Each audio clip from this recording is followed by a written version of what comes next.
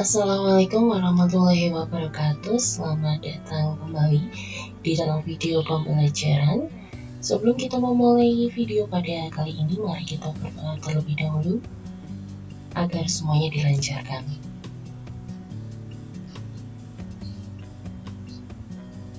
Berdoa tidak pernah usai.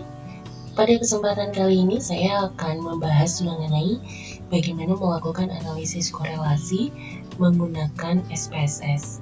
Seperti yang sudah teman-teman lihat di sini, saya memiliki dua variabel, yaitu tabah dengan syukur, di mana tabah menjadi X dan syukur menjadi Y.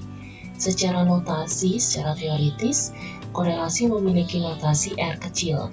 Karena di sini saya menggunakan X kecil dan Y kecil, menggunakan X-nya hanya 1 dengan Y-nya hanya 1, maka notasinya menjadi R, X kecil dan Y kecil. Nah, bisa juga nanti X-nya itu ada 2, yaitu kemudian menggunakan yang namanya korelasi berganda. Nah, di sini saya hanya akan memberikan penjelasan bagaimana menggunakan ketika X-nya itu 1 atau tunggal, karena pada dasarnya melakukan analisisnya adalah sama. Nah, secara teoritis yang dinamakan korelasi itu sifatnya timbal balik. Maksudnya apa? Maksudnya adalah RXY itu sama dengan RYX. Jadi artinya ketika misalnya korelasinya nanti terbukti ada korelasi, maka perubahan skor pada tabah di sini itu akan memberikan perubahan skor pada syukur. Nah, bermakna juga sebaliknya, ketika terjadi perubahan skor pada syukur, itu akan memberikan pengaruh kepada perubahan skor pada tabah. Nah, apa yang kemudian harus dilakukan? Yang pertama adalah kita klik analyze, kemudian correlate, kemudian bivariate. Nah, di sini sudah terdapat dua variabel. Teman-teman bisa kemudian tinggal mengklik seperti ini agar masuk di dalam kolom variabel. Terkait dengan data yang di sini, teman-teman bisa mengecek juga di dalam modul praktikum yang sudah dibagikan. Nah, di sini ada koefisien korelasi 3 ya, ada Pearson, ada Kendall, ada Spearman. Nah, di sini jenisnya ini berbeda dengan fungsi yang berbeda, karena tergantung dengan jenis skor yang ada di variabel yang ada di sini. Nah, apa bedanya? Di modul praktikum sudah kami tuliskan tentang tabel perbedaan penggunaan analisis inferensial. Selanjutnya ada juga di sini ada two tail atau dua arah atau dua ekor, dan juga one tail atau satu arah atau satu ekor. Nah, apa maknanya? Itu juga teman-teman bisa kemudian membacanya di dalam modul praktikum yang sudah dibagikan. Nah, selanjutnya apa yang kita harus lakukan adalah klik OK. Nah, di sini teman-teman akan memperoleh halaman output seperti ini dengan satu tabel yang ada di sini. Nah, dari tabel di sini teman-teman bisa melihat bahwa teman-teman akan mendapatkan nilai yang pertama adalah nilai korelasi Pearson, atau yang kemudian banyak orang mengatakan itu sebagai R hitung. Jadi R hitung ya, maksudnya adalah hasil perhitungan dari SPSS, karena nanti kita akan membandingkannya dengan R tabel. Nah, selain itu teman-teman juga mendapatkan nilai signifikansi. Nah, apa yang dimaksud dengan signifikansi di sini? Itu adalah taraf signifikansi. Maksudnya adalah seberapa besar error yang akan diterima oleh peneliti. Oleh karena itu biasanya sudah ditetapkan di awal. Kalau dalam psikologi biasanya menggunakannya adalah 5% atau 1%. Nah, otomatis ketika menggunakan taraf signifikansi 5%, maka taraf kepercayaan datanya itu adalah 95%. Kalau 1%, taraf kepercayaannya adalah 99%. Jadi peneliti bisa menentukan sejak awal. Nah, di sini peneliti atau saya akan menentukannya adalah 5% atau 0,05. Nah, selanjutnya teman-teman juga akan mendapatkan nilai N di sini, yaitu jumlah sampel.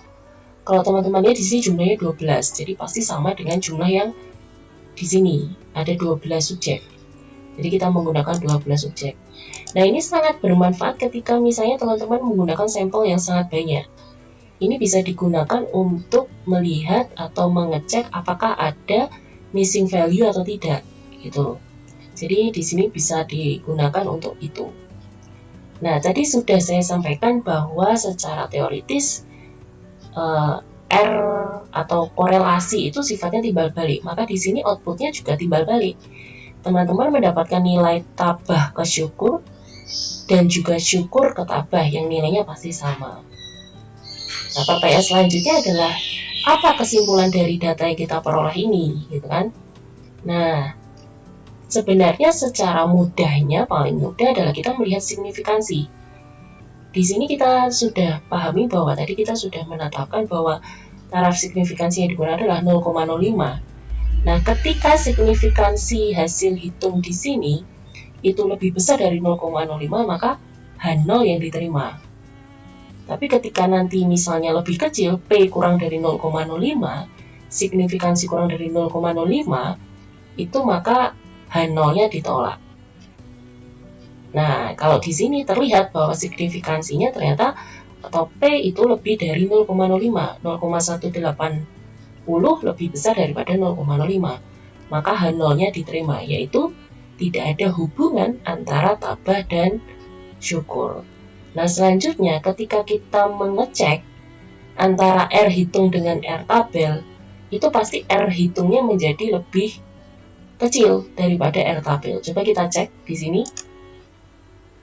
Nah, ini merupakan tabel R ya. Di sini kita memiliki nilai DF atau degree of freedom yang rumusnya itu adalah N-2. Seperti yang kita ketahui tadi nilai N kita adalah 12. Maka N-2-nya adalah 10. Maksudnya apa? Maksudnya adalah dari 12 subjek itu ada 10 orang itu yang memiliki kebebasan. Jadi kan degree of freedom ya. Jadi memiliki kebebasan untuk dipilih secara acak. Karena kalau kita pahami lagi, salah satu syaratnya analisis parametrik adalah random sampling. Maka ada 10 subjek itu yang punya kebebasan untuk dipilih secara acak. Nah, itu seperti itu. Nah, karena DF 10 sedangkan taraf signifikansi yang sudah kita tetapkan sejak awal adalah 0,05 karena kita pakainya two-tailed, kita tahu bahwa di sini itu adalah two-tailed, maka kemudian tinggal kita tarik ke bawah, maka kita mendapatkan nilai 0,5760. Nah, seperti kita pahami bahwa ternyata nilai R hitung yang diperoleh itu lebih kecil daripada nilai R tabel. Nah, jadi ada dua hal yang dapat kita pahami sebelum kita kemudian masuk ke dalam kesimpulan, yaitu R hitung lebih kecil daripada R tabel dan P atau signifikansi lebih besar daripada 0,05. Maka kesimpulannya adalah tidak ada hubungan antara tabah dengan syukur. Nah, secara teoritis sebenarnya nilai R ini bermakna dua hal. Jadi maknanya adalah makna kekuatan dan arah. Maksudnya seperti apa? Maksudnya adalah kekuatan di sini nilai 0,415 di sini bisa bergerak dari 0 sampai dengan 1 dan itu memiliki kriteria yang berbeda-beda. Apakah korelasinya kuat, sangat kuat, seperti itu.